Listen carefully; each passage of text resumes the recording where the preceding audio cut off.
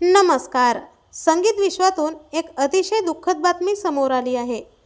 गेल्या कित्येक वर्षांपासून आपल्या सुरेल आवाजाने रसिकांच्या मनावर अधिराज्य गाजवणाऱ्या सुप्रसिद्ध गायकाचे निधन झाले आहे. मित्रांनो, आसामचे संगीतकार आणि गायक समर हजारिका यांचे गुवाहाटी येथे निधन झाले. ते 75 वर्षाचे होते. गेल्या काही काळापासून ते आजारी होते आणि नुकतेच रुग्णालयातून घरी परतले होते. समर हे भारतरत्न पुरस्कार विजेते गायक भूपेन हजारिका यांचे धाकटे बंधू आहेत. 10 भावंडांमध्ये ते सर्वात लहान. त्यांनी रेडिओ, अल्बम आणि चित्रपटांसाठी अनेक गाणी गायली आणि संगीत देखील तयार केले होते. हजारिका यांनी 1960च्या दशकात त्यांच्या संगीत कारकिर्दीची सुरुवात केली होती. त्यानंतर त्यांनी कधीच मागे वळून बघितले नाही.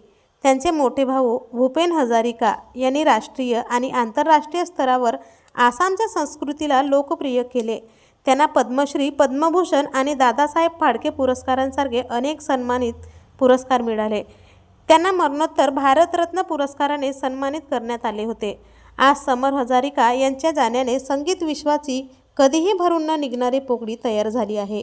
तर आपल्या वायन मराठी न्यूजतर्फे या सुप्रसिद्ध गायकाला भावपूर्ण श्रद्धांजली.